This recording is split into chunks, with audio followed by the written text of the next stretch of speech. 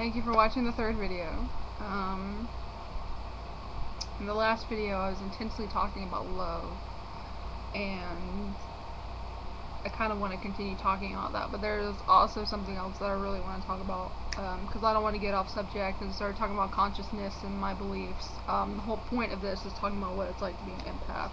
So I really want to talk to you guys about something. I found this website, and it is like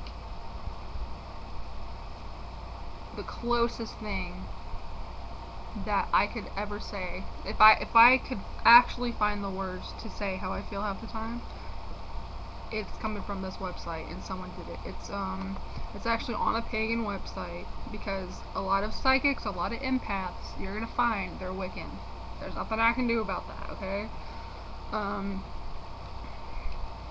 It's all about feeling, I guess, and knowing things, that they like alternative routes than standard religions. Okay, and this website is called paganandproudofit.com/empath. What is that? -3.html. Okay, and these are things to know about empaths, especially in relationships. The number one listed is moody. Okay, I have been called this maybe a million times in my life, and at this point in time, it makes me giggle to be called moody, because I know I think it hurts, but it doesn't. Okay, moody. It says, be prepared to be considered moody and emotional by most partners, because quite frankly, we often are. But realize that most of the moods we find ourselves in are very often not our own. Okay? Not our own. Okay? I really want to emphasize that, because there are so many times I'm in a bad mood and no one has done anything. Okay? No one has done anything wrong, but I can't help that I'm in that mood because I'm picking it up from somebody else. Okay?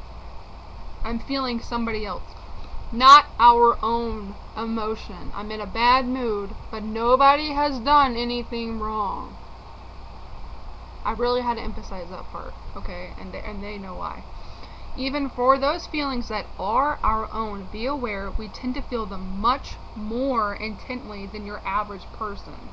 That means if someone was talking smack about me, and say someone was talking smack about one of my friends, okay?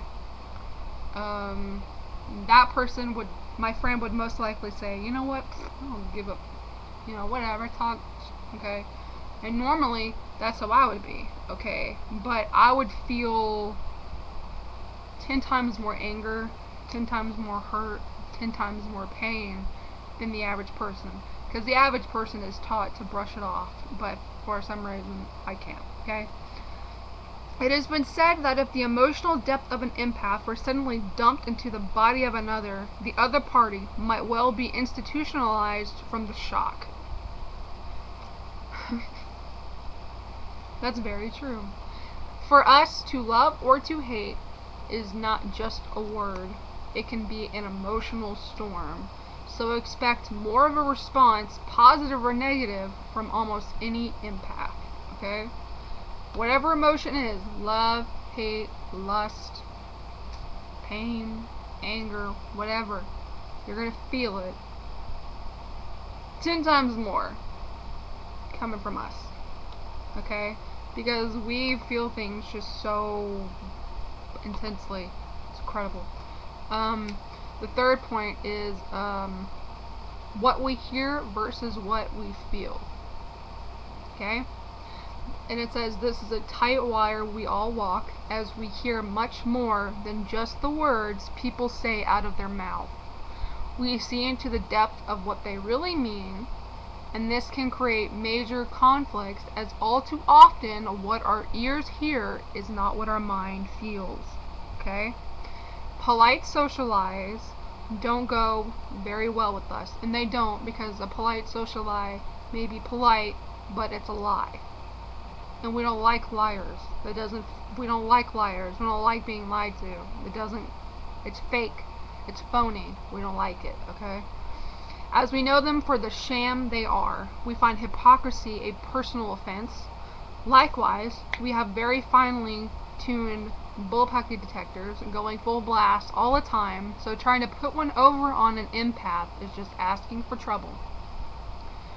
We normally have really good memories, and the reason why we have good memories isn't mostly because of, oh hey, I'm good at memorizing things. It's more so we know what we're feeling when we hear it. Therefore, it stays in our mind quicker. Same thing with if you see shows where they're trying to teach languages or things to children. The child is not just looking at the word and memorizing it. They're looking at it, seeing what it is, where to use it, how to say it, what to do. Like, okay, if you're doing clap, they're not just seeing clap. They're knowing that, oh, you clap. That's what clap means. It's the same thing with an empath.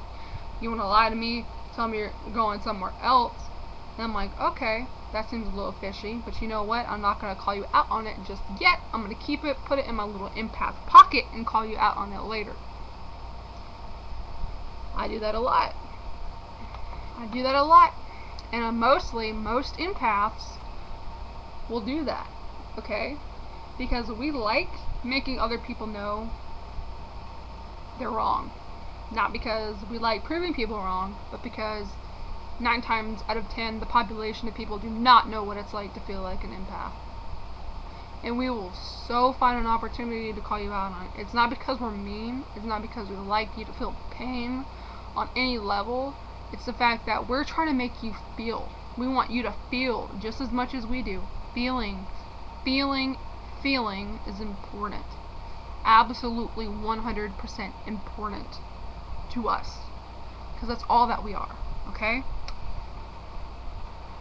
This next point, the next point is the need to be with others and problems it can create. That, I guess, can be true for most relationships. I don't care. I like being alone more so because I don't like how much I can feel. I wish I had better control over how much I can feel, but I don't have that much control over how much I feel. So 9 times out of 10 I really like being alone. I like spending time with my loved ones, and I like spending time with people that I love, like this person right now. I like spending like a lot of time with them, but when it comes to other people, I don't like to spend time with them. Next point after that is we tend to scare people in relationships. I've done that a lot. A whole lot. Like, a lot, okay? And it's because it says we do have a much deeper understanding and capacity for love. Generally speaking, it's been said that we have never met a stranger. We can and often do cut the time it would take most people to get to know and perhaps even fall in love with someone. We can do this in a matter of weeks rather than months. This unfortunately often scares the pants off of a prospective partner, and as it seems we're moving much too fast for them. Yeah, that happens to me a lot. I fall in love really easily and become needy and, you know, wanting to be with that person all the time, and I become jealous and such and so forth, and people don't like that. Setting boundaries is a must. A controlled empath will generally create very clear boundaries on what they will and will not tolerate, as well as what they are responsible for, and will defend those boundaries with everything that they have. Likewise, they will have respect their mate's boundaries with just as much vigor if those boundaries are made clear. I don't cross boundaries. I don't do that, okay? Mutual agreement on these boundaries is a must-have to be in a relationship with an empath. Mutual agreement on these boundaries is a must-have to be in a relationship with an empath. Next video.